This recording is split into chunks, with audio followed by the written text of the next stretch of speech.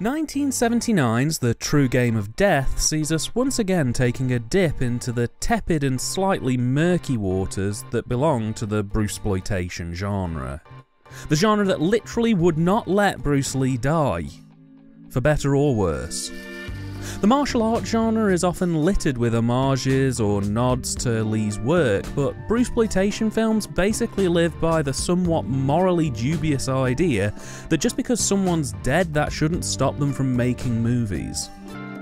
As a result, you end up with movies like Exit the Dragon, Enter the Tiger, and Bruce Lee Fights Back from the Grave.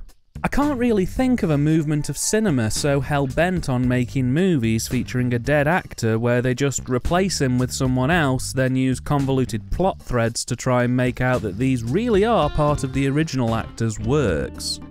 Imagine, if you will, the idea of Chevy-sploitation as a genre, where literally dozens of movies are made starring some random character actors who look a bit like Chevy Chase being thrust into low-quality screwball comedy movies, with a set of ridiculously over-the-top explanations as to why our character doesn't look completely like Chevy Chase.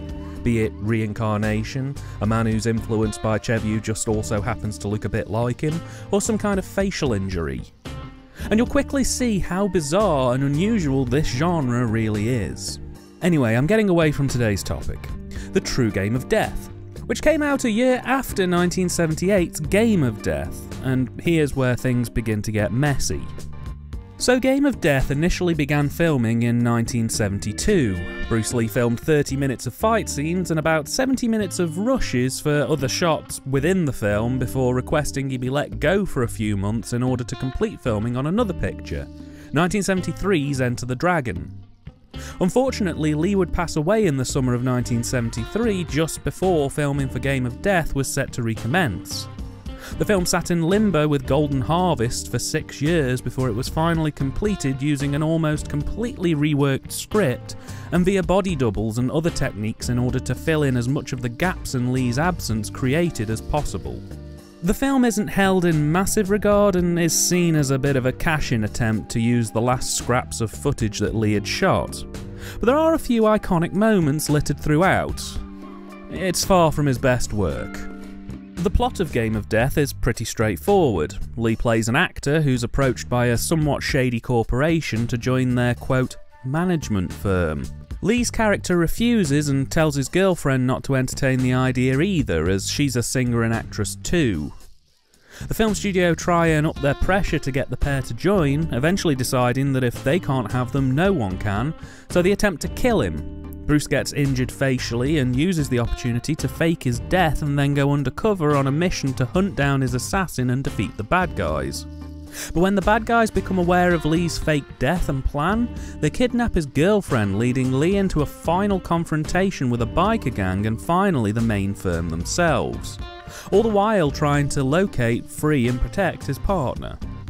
Now, the reason I mention this is that the true Game of Death is basically Game of Death again, beat for beat, but with a few tiny exceptions and way more padding, and a significantly lower budget too.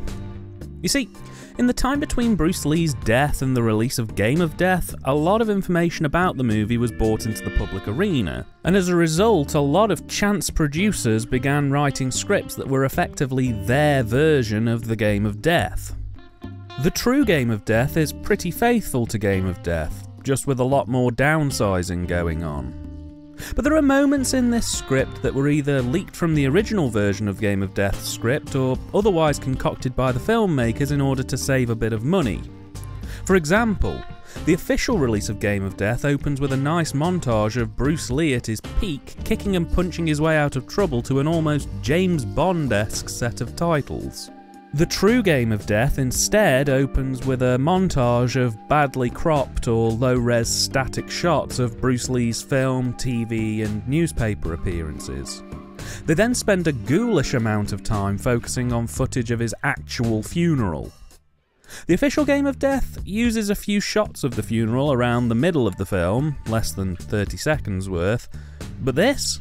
You could pretty much get the full-blown funeral experience, which is entirely inappropriate. They then establish our fake Bruce for this picture, who's apparently a man who just so happens to look a lot like Bruce Lee, is a Jeet Kune Do master, and happens to just be really inspired by Lee to the point that he hopes to one day even surpass the great man himself. That's the film's words, not mine. This Bruce, instead of having a girlfriend called Anne, has a wife called Alice. Alice doesn't sing or act, but gets blackmailed by the evil corporation to help off Bruce by poisoning his drink, as opposed to just shooting him on a set. But other than that, and a few other name and location changes, and, as I mentioned above, some scenes inserted, there's a sex scene, because of course the bar can always be set lower, or scenes to extend the run to run way longer in this movie than in Game of Death, it's more or less just a shot-for-shot run-through pretty much right up to the final act. The weirdest part of the script is how determined it is to make it sound like it's an original idea despite the fact it's obviously nicked.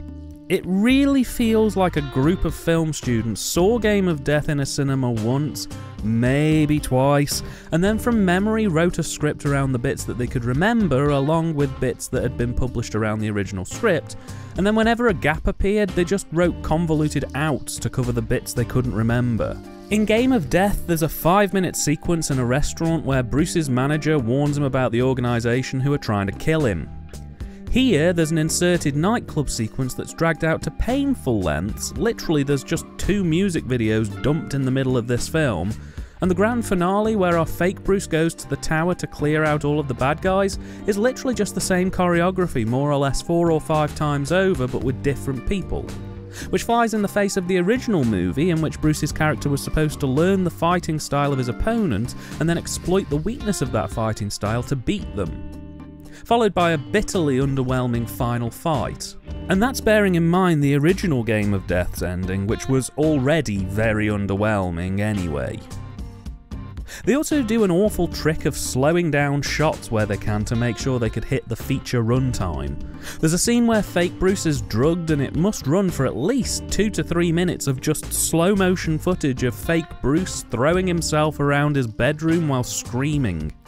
Which kind of invoked the Stuart Lee effect, where something starts out as a bit funny, then became unfunny, then became boring, then became really funny, then became a bit irritating, then became hilarious.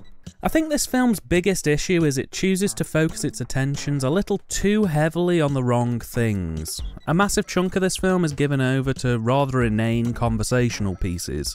Set pieces that don't really offer much more than showing the bad guys as being bad and the good guys as being good. The balance wasn't perfect in the official version, but it was a damn sight better than it is here. There's no peril really in this film, as the first half is spent pretty much trying to off Bruce but in a non-threatening and totally passive manner that just isn't really interesting to watch. And I'll be honest here, these are the only bad guys who could kidnap my wife to hold her hostage and it still feel more like they were caring for her than kidnapping her. I mean, they just have no menace. In some regards, they become ridiculous in the 1 or 2 moments that they do put on the roughy-tufty appearance, as they just can't seem to get the menacing tone right. They really need to work on their image is what I'm saying. There's not really a sense of pacing in this either. The 3 acts all kind of blend into each other as sequences over and underrun at random, generally creating a real mess of a script that's not hard to follow but is hard to appreciate in any meaningful way. But to be honest, that's the least of this film's problems. I own a UK copy of this film, and if you've been watching this channel for long enough, you'll know that can mean only one thing. That's right, this film's going to be treated with utter contempt by the BBFC. So, I'm watching the Big Box X rental release, one of the de facto releases of this out there. First off, it's got burnt-in subtitles, but the subtitles don't match up with the dubbing. In fact, in some scenes they say quite drastically different things to what the actual dub is saying. But that doesn't matter, because the frame's cropped. Massively. This isn't pan and scan, this is literally just a situation where they've zoomed the image into full screen from widescreen, then lopped the sides off. So the burnt-in subtitles regularly get cut off, and characters are regularly talking to no one because the person they're supposed to be talking to has been cut off by the cropping. But that doesn't even matter, because the editing in this film is totally atrocious. At times it will just randomly cut people off mid-sentence to the next scene. Things will just stop and cut to something else with absolutely no thought. Literally, this in places feels like it's been literally cut, literally blindfolded. Not that that matters though, because the BBFC did their usual thing of chopping the film to shreds anyway, including removing all scenes with nunchucks and massively knocking down the end of the film, making an already underwhelming ending totally confusing and really poor quality. When it comes to the cine and direction, I've encountered a problem that I've experienced with a lot of martial arts movies, and that's that the crop that's been applied to this at some point down the distribution line means it's nearly impossible to see what kind of vision the director was going for in all of this. How can you judge a shot's composition when nearly a third of the screen is missing? How can you judge a director's ability to guide an actor through a scene on set or location when you can barely see the people they're supposed to be acting alongside because of the crop? With pan and scan on VHS, this was still a bit of an issue, but at least they worked to try and keep the subject in frame and to catch as much of the action as possible. Here, it's really quite impossible for me to make a reasonable call as to the quality of the direction and cine, simply because there's too much information missing for me to make an informed judgment. From a personal perspective of what I can see, I can imagine that had this been uncropped, it probably would have looked okay. Nothing mind-blowing, but alright enough to get an acceptable pass off me. Same goes for the cine really too. It seems to use shot setups reasonably well, and I think there's even the occasional bit of experimental framing thrown into the mix too.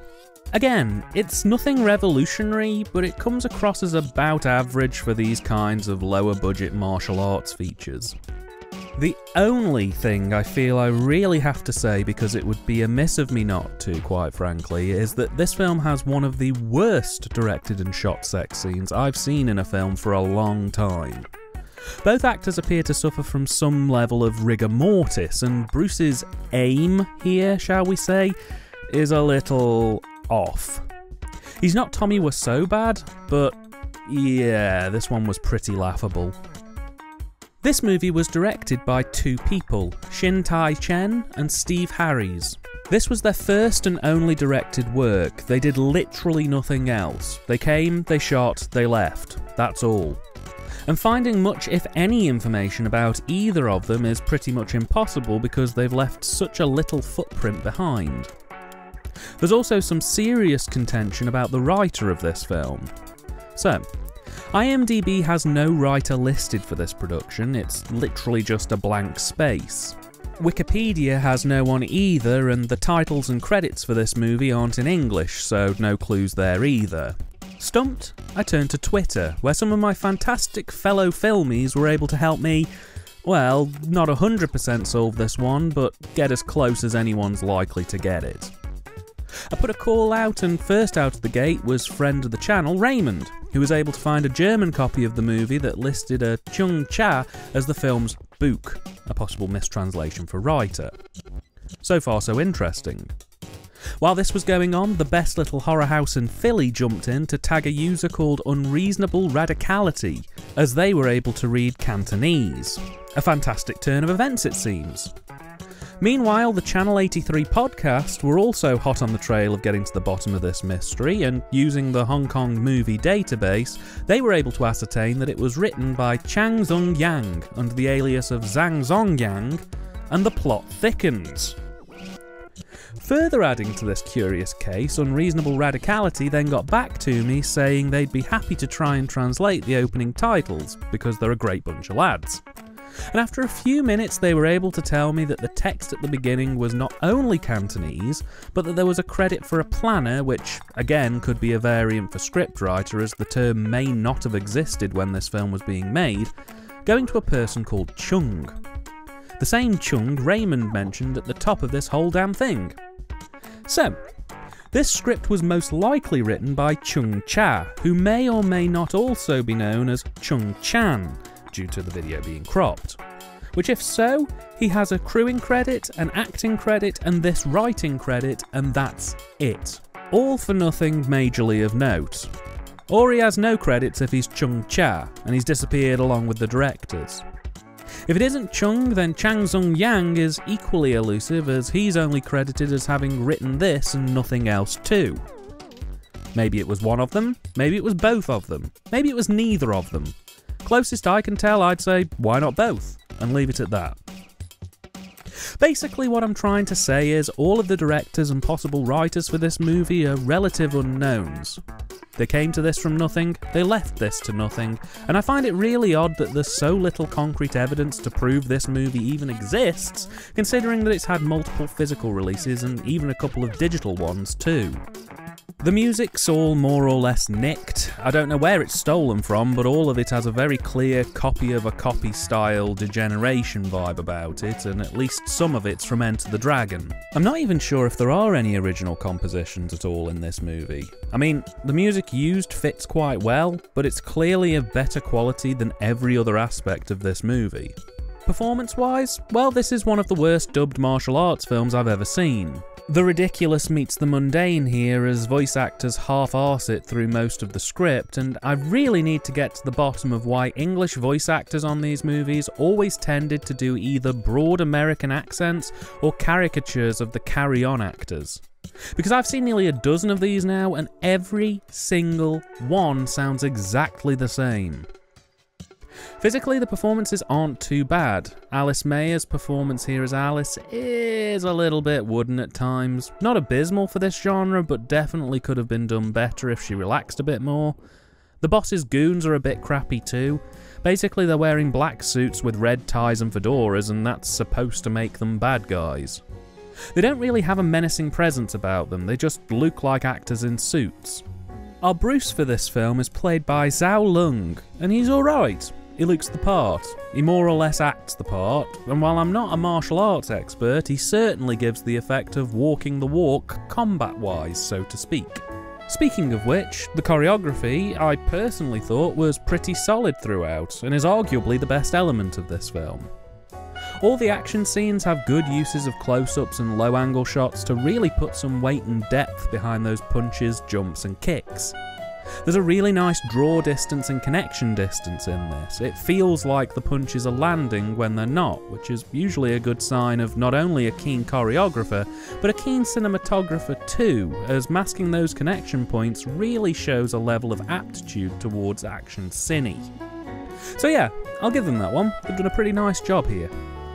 The release history is somewhat vague for this one. I can't seem to find any evidence of a pre-cert release. Contextually, it would make sense that this came out post-84, as from 83 till about 85, video companies were buying up any old shite hoping to turn a profit, and the BBFC were prioritising important older works for certification, as they had a hell of a backlog to contend with in the early years of the Video Recording Act's implementation.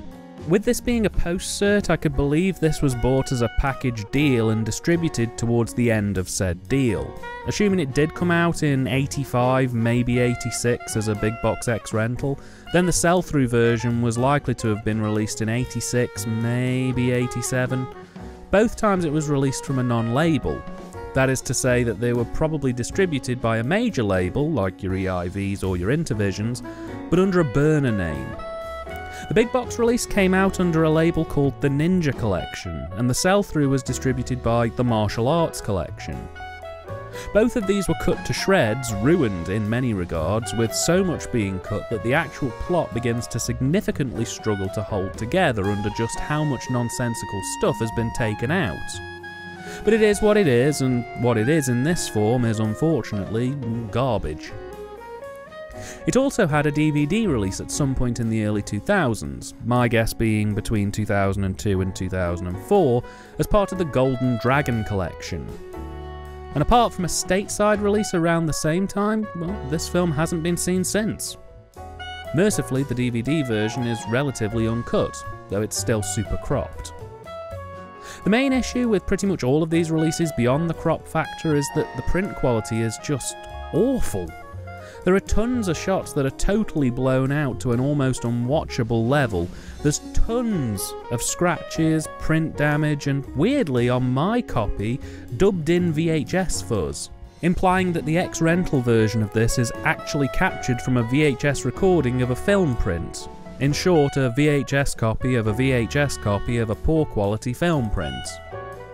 The whole lot is frankly abysmal, but it's the only way to see this, so I don't know, it's one of the poorest releases I've ever covered, but if you're desperate, it's at least watchable. Mostly. It took a lot of patience and strength to make it through this film. Honestly, I kinda knew what I was getting into in advance, and while I don't think it really tarnished my viewing experience, it was almost exactly what I thought it would be, it was still pretty dire. While it did have some good fight sequences, by the end of the film it was all a bit repetitive and really quite underwhelming. Acceptable cine and direction are incredibly poorly presented for the home release, the plot and music are stolen and warped to be crappier than their source material, and even though this film is mercifully short at only about 80 minutes long, it was still about 20 to 30 minutes too long for me. If you're a massive fan of Brucesploitation as a genre and you're looking for something new, you'll probably watch this regardless of quality. But if you're looking to get into the subgenre, avoid this as a starting point at all costs. It's a poor man's game of death, and given that Game of Death is a shadow of a Bruce Lee movie, that's saying something.